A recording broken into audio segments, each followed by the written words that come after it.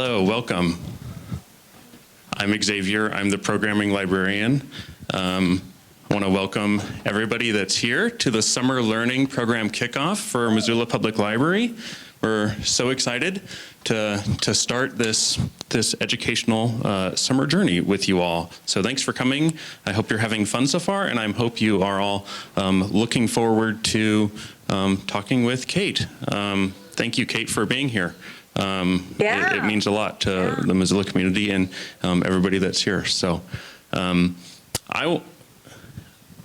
going to record this meeting just in a little bit, right as I hand it over to Sam. One other thing I want to say is thank you for MCAT for being here to record and be able to provide a camera feed. That's really appreciative. And right behind me is Sam. I'm going to hand it over to him. Hi. I normally do radio, so being on TV, even Zoom, makes me nervous. Recording in progress. So I can list all of Kate's books and awards, but that would leave us a little time to visit. But what I will tell you is Kate has been illuminating our path for over 20 years with the publication of her first book, Because of Winn-Dixie, in 2000. If you've read only one of Kate's books, you're a better person and a better human being and a friend. I'd like to welcome my friend and your friend, Kate DiCamillo. Kate, lead us into the light and to toast with a great deal of butter. Sam, it's funny to see your face because I've talked to you so many times, but I've never seen you. So, yeah. And lucky enough to see you a lot on the internet. I'm not home. I'm up north. Well, you know, north being a relative term for y'all. On the northern shore of Lake Superior. So hopefully everybody can hear me. And you know, what I don't have up here are any books of mine to read from. So that's great. You won't have to hear me read my own words. But what I'd like to do is talk with y'all. If you've got questions, and if you don't have questions, I know that Sam has got questions because that's been his job, is to ask big questions about small stories like mine for a long time. So, Sam, do you want to see if somebody's got questions, or do you want to ask a question so that you kind of kick us off? I think we'll let the folks here ask the questions. We'll start that way. And again, thank you for setting aside the time to visit us here in Missoula. Yeah, it's exciting to, like, this is one of the great things about technology, right, is that I can drop in and visit y'all in the library. So it's the kickoff for the summer read, huh? And are there prizes for summer reading? Well, there's over 130 copies of your books on a table in the back corner that the library is giving away for free. You're kidding. Yeah. And you wrote them all. So is it a variety of titles, and they're free? You don't have to. All free, and yeah, a good variety of titles, yeah. From your picture books to novels. That's a beautiful thing. And it was the Friends of the Library who gave us the money to purchase those books. We love the Friends of the Library. You know, the other thing I've got going on here, in addition to being at a cabin on the North Shore, is that I've got a dog who is asleep at my feet and hopefully will stay that way, but we don't know. So just a heads up that Ramona the dog could wake up at any moment and start making her presence known. So, and I think how many of y'all have dogs? I wonder how many dog people. Nice. How many people have goats? Just Sam. Go. Yeah. and so, Sam, were you bringing the goats to the library today? Is that the way I understand it? Well, the goats were banned from the library. And why would you ban a goat from a library? You just like to The check county off some attorney top said it was reasons. okay, but the library, I think, didn't want him in the building. You know, is it, you know, I have heard, and you can, I did some research for a book with a goat in it, but I don't know as much as you do, Sam. I don't think it's outside of the realm of possibility that a goat would consume a book. I did have a goat consume a $20 bill one day when I was paying somebody so like for if work. we extrapolate out from that, Sam, you can see kind of why the library would get shirty about having a goat in with all the books, because I could see them eating a book a page at a time. We might not have nearly as many free books if we brought a goat. What about those kids on the floor? Do you guys have questions? Sonny down has a there? question. I think we'll start with a question from Sonny. Okay. What do you recommend? Which book do you recommend I read? Of the free ones out there that you get to. So tell me how old you are. I'm 9. Okay, and I'm not sure because we're zoomed in now. If you were one of the kids who raised your hand when I asked it, who had a dog. Do you have a dog? You No. don't have a dog. Do you like dogs? Yeah. Yeah, you do like dogs. Okay, here's another question for you. Do you like toast Toast? with a toast? Yeah, with a great deal of butter on it. Sure. Okay. I'm just trying to get to know you so I can make the best possible recommendation. And then, do you kind of like would you say you're more of a fairy tale kind of person? No. So you're not a fairy tale kind of person. You're more a realistic fiction kind of person. Yeah. Okay, then I think that when you go to select your free book, courtesy of the Friends of the library, and we'd like to thank them for that, I would get Because of Winn-Dixie. I've already That would read be- that book. Yeah, It's so my good. recommendation to you. What do you think, Sam? Do you want to Well, weigh in on that? Sonny 'Cause you probably really know my work likes better the than I book do. Wonder. What's that? Oh, Wonder. Wonder. is a great- So she can quote, I think, passages from Wonder. Is that right? Maybe. Maybe. Well, and that, you know what, Sam? That does a lot to tell me that I think that if I have to, like, if Wonder is one of your favorite books, then I think that Winn-Dixie goes in a direct line from that, because it has some of the same preoccupations, kindness and friendship and family. So yeah. Okay, who's got another question?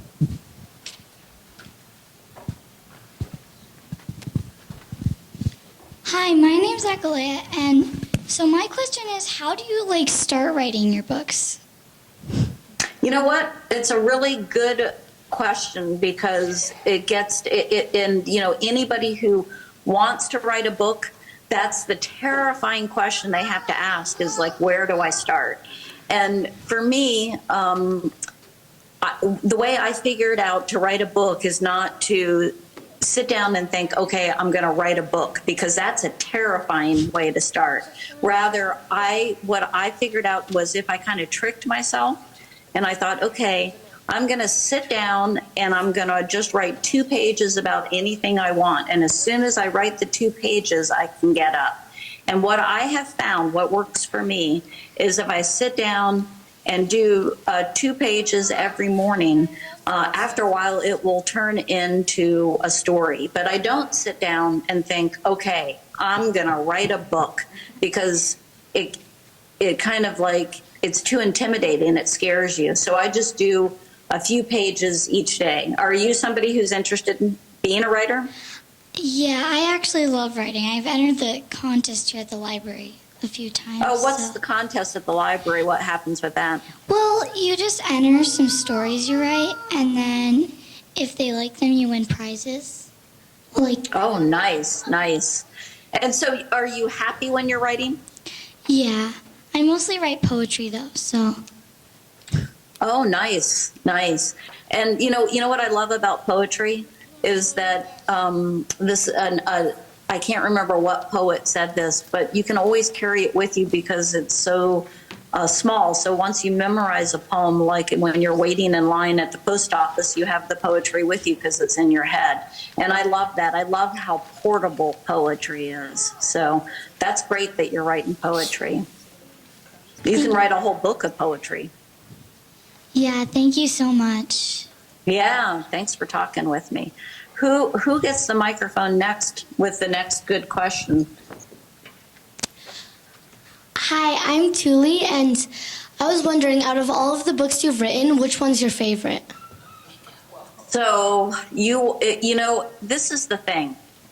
Do you have brothers or sisters? I have a baby brother and 2 sisters. Oh wow! So you have 3 siblings. Yeah. And if I were to say to your parents to line you all up, and then I said to your parents, pick your favorite, what would they do? I'll tell you what they would do. They would faint from nervousness first, because it makes them so nervous. And that's the way I feel when somebody asks me to pick the favorite of my books, because I love them all the way that your parents, I'm sure, love you equally but differently, because you're individuals, and that's the way it feels with the books. So I can never pick a favorite, and it makes me nervous to think about picking a favorite. Thank you. Yeah. You did a good job listening to me, I have to say. You've got a very good listening face. What's the food that y'all are getting to eat there? I see some food in the background. Is it donuts? We're eating muffins. Muffins, okay. Yeah. Muffins and there's a couple of pastries. Okay. Yeah. But my question was, how long would you say it would take you to write a book? Yeah. So how long does it take me? Like I said, I move kind of slowly. I do just 2 pages a day. But I have found if I show up and do the 2 pages every day, that I can usually write a novel within a year's time if I just move slowly like that. So do you think a year is a long time to write a book or a short time? I think it's it all depends on the person. Like if you can get together a good plot line and all that kind of stuff by then, then I guess, it's a pretty good amount of time. Yeah, I mean, it's encouraging to me that I can move in such a small, just 2 pages, and that I can have something that is totally a novel by the end of it, and that then you can hold it in your hand and read it after me showing up and working in such a slow and methodical way. That makes sense. It's pleasing to me. I don't think it's that long for that.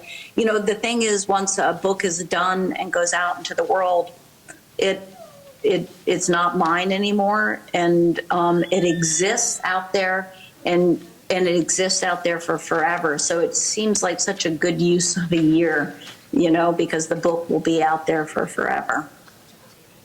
Nice.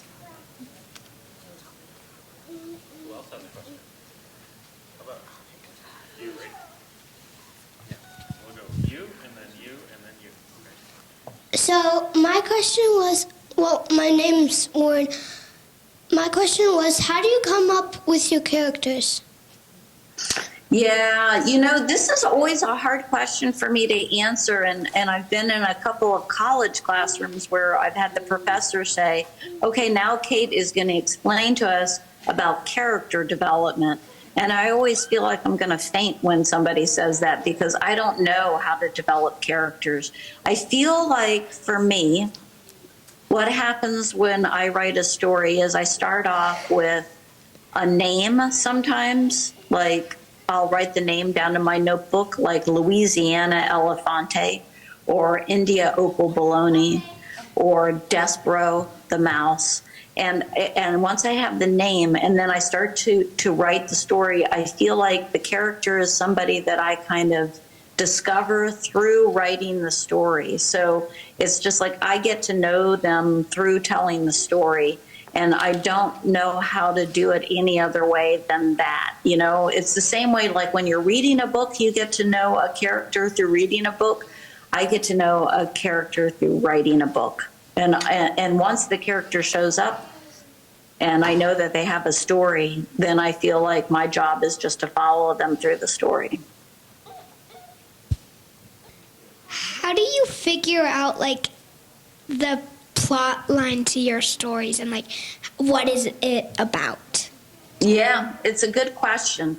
And this is the strange thing about writing, and I have found this out by going out and talking with other writers, and it came up just recently when I was at a conference in Texas, that not everybody writes the same way. So I was sitting next to somebody on a panel, another writer, who, when she writes a novel, what she does is she makes an outline of the plot and what's going to happen before she writes anything. That's what she does. She figures out exactly what's going to happen and she writes it down in an outline, and then she writes the book. And so she figures out the plot before she writes. But for me, I don't know the plot, and I figure out the plot by following the characters and writing the story. So the plot is something that happens because I'm writing. I don't know if I had to write a story by coming up with an outline first, I wouldn't be able to do it. So everybody does it differently. And the way that works for me is to follow the characters through it, and the characters tell me the story.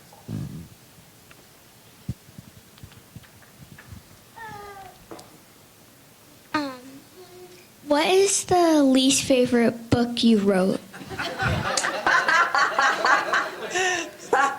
My least favorite book. Well, you know, that's kind of like saying my favorite book. It's just as hard. But I will tell you the one that was the hardest to write. It's called The Tale of Despereaux. And it's about a mouse who falls in love with a princess. It was just a really, really difficult book for me to write because back to plot again, the plot was so complicated, and I didn't know how everything was going to work out because I didn't have an outline, because that's just not the way I write. But because the plot was so complicated, because I didn't think that it could possibly all come together, that was the hardest book for me to write. But I would never say that it was the least favorite. It was just the most difficult child. Yeah. Does anybody else? Okay, great. I'm coming to you. We'll do you, and then we'll do you, okay? How long have you been writing for? I am 60 years old, and I started to write when I was 30 years old. So, Wow. 30, I know, wow, I know. 30 years, I've been doing it for 30 years. Yeah, it's a long time. And I've got a lot of books now, and that's another beautiful example of just showing up and doing the 2 pages every day. I think I might have 30. Sam, do you know how many books I have? 36? Last time I checked, there was over 44 million in print. Oh, there's 44 million in print. But I didn't figure out how many there are actually, how many different books. Yeah. I'm not sure can get our either. fact checkers on that right now. I think it's 35 or 36. And so it's, and I've been doing it for 30 years. Yeah. Sam, did you have a question back there? Well, I always have questions, but I want to make sure everybody gets, do you have a question? I want to make sure everybody gets to ask their questions.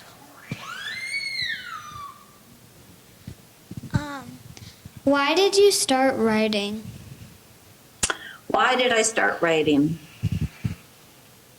Well, I was a kid who loved to read. I'm an adult who loves to read. And if you ask me to say who I am in the world, the first word that comes out of my mouth is I'm a reader. and I do think that after you read a lot of books, you get to the point where you want to tell a story back. But I also think I'm probably a writer because when I was a kid, I was sick a lot. I missed a lot of school. We didn't have a TV in the house until I was in 4th grade, and I was home alone a lot as a sick kid. And so I read all the time, and I learned to live in my imagination. I think that's probably where me as a writer started was, that thing of learning to rely on my imagination. And then when I was in college, I had some professors say that I was pretty good at writing. So then I decided that I was going to be a writer with a capital W and wear a black turtleneck and look important. And that took up a good 10 years of my life, but I wasn't writing anything. And then when I was 30 years old, I thought, I'm going to start doing this. I'm just going to start writing and see what happens. Thank you. We have some grown-ups that want to ask questions. Okay, yeah, we're all for the grown-ups too, yep.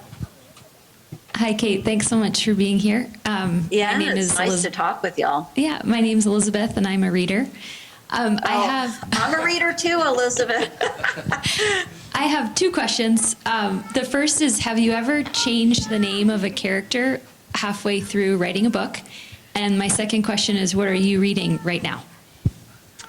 I love both of those questions. And the first question, I haven't changed the name, but when I did a rewrite of The Magician's Elephant, my editor said the main character's name in there when I turned in the draft was, I had him as Tito, T-I-T-O. And she said, she didn't like it. She thought it was kind of a misleading kind of name because of politics and stuff. And so she wanted his name to be changed. And it was surprising to me how incredibly difficult it was for me to do that. It was, and everything that I had to do of rewriting that novel, changing his name and finding the right name, which became Peter Augustus Duchesne. Was really, really difficult. And so it showed me how much the names matter to me and how much of the story is embedded in the name. So it was really interesting to me how difficult that was. Okay, so, and then what am I reading right now? I just finished, I'm good friends with a friend who has a bookstore. And so I get a lot of advanced readers through her. And I just finished Elizabeth Strout's new one. This is called Tell Me Everything. And you should check it out as soon as you can. It was absolutely fantastic. And I just finished that. I'm up on this little vacation with friends, and I pulled off the shelf before I came a collection of Alice Munro to reread those in honor of her passing, because no one wrote like her. What are you reading right now? I'm reading, it's just over there, Rabbit Hutch by Tess Gunty. Oh, yeah, I've heard about that. Good, yes? Yeah, I just started it, but it's good. Okay. I'm going to put those on my list. I'll wait for your final assessment. Yeah. Thank you. Thank you. Kayla, the children's librarian, what's your official title here now? I am the children's librarian. So, yeah. So, thank you, Kate, for being here. And of course, we are in a library today. So, I wanted to ask if you can share a memory you have, your own memory around libraries, whether from childhood or now. Yeah, you don't have to give me any more encouragement. Yep, I know I can. It's like libraries have shaped me. So, and one of the most pivotal moments of my life happened in the public library in the small town where I grew up. So, Cooper Memorial Public Library And when I was growing up, it was this old house that, just a little house that had been converted into a library. And the head librarian there was named Miss Alice. And there was a 4-book maximum, that you were allowed to check out at a time. And I was maybe 8 years old, and I was at the checkout desk, and another librarian was checking me out. And Miss Alice came out of her office and said to the librarian who was checking me out, "Kate is a true reader. You may waive the 4-book limit for her. She can check out as many as she wants at a time." And it was a life-changing moment for me, because it was like I knew who I was, but then somebody else saw me for who I was. I was a true reader. So that was it. Yeah. I love that. That got me a little teary-eyed. Thank you. Yeah, I know. It makes me teary to say it. Yeah. We have a couple more questions, but to this date, I'm 64, and I still can't figure out how libraries work. Where you walk in, you get an armful of books, and you walk out without paying for anything, and they say, just bring them back when you're done. And it's one of those few things that sort of is worked through the years. And it's sort of the honor system. And the libraries trust us to take out those books, take care of them, and bring them back so they could be shared with other people. It's sort of this sort of amazing thing, and I still don't know how it really works. I mean, it sort of taps into just, I think, our almost basic, pure humanity. Yeah. So I still find libraries amazing. We have a couple more questions. Before, what time do you have to get back to? Are you on vacation? Not really. You deserve a vacation. It's a question of when everybody comes back to the house. So, because then it's just going to explode. So I've got a good 5 more minutes. Okay. So I want to introduce you to Annie Gard. You've talked to her before. Annie, hey, it's lovely to see you. Get the camera on, Annie. Hi, Annie. Hi. I wouldn't miss it. And I also want to introduce you to our new host for children's programming, the Pea Green Boat. Vicki Cheney's in the back corner there, hiding, being really quiet. And hi, Vicki. Hi. Nice to meet you. She loves the vacuum cleaner and a squirrel being sucked up in it. Ulysses 2000X. Yeah. Who would ever? When I talk about that story, I say it's a squirrel gets sucked into a vacuum cleaner, turned into a superhero, and then I always say, and it's a true story. Yeah. A couple more questions. Yep, we're good. It's still quiet. So we actually have a question together. So what do you think about some of your books like Flora and Ulysses and The Magician's Elephant being turned into movies? Yeah, this is the thing about a book getting turned into a movie is you have one way to control what happens. So when Hollywood comes knocking and they say, hey, we'd like to make a movie,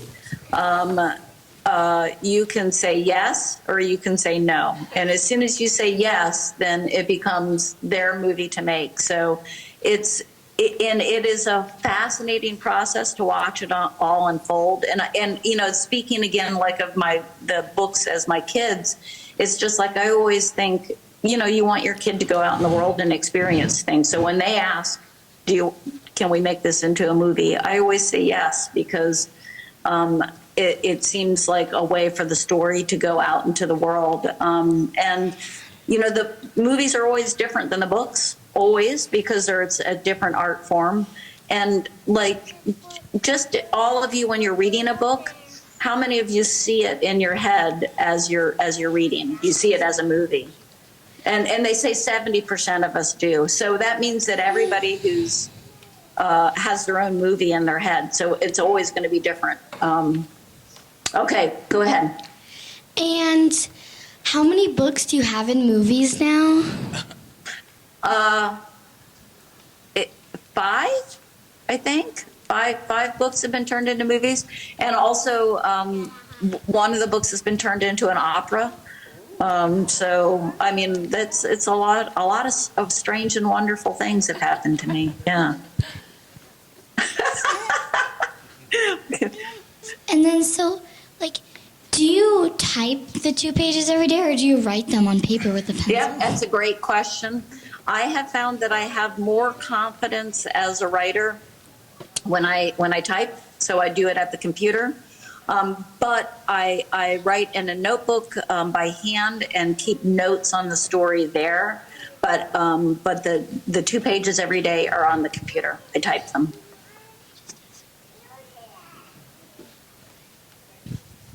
Okay, I think we have time for one. Still is quiet there up on the shore of Lake Let's Superior. do one more question before Just the one more like- question. Yeah, for Kate. Yeah. Okay, here you go. Does it feel nice or calming, or both, to write a book? Is it calming? Or nice to write a book? That's a really interesting question. And it's the perfect last question because it gets to the whole thing about why do it. And this is how I would answer it. That whole thing where I don't know what's going to happen in a story because I don't outline, that's not calming. But what I have found is that writing every day centers me, helps me make sense out of the world, helps me make sense out of myself. And so it is ultimately a calming thing to do it every day. I love that question because it helps me become a better version of myself by showing up and doing that work every day. So yes, yep, that's a great question.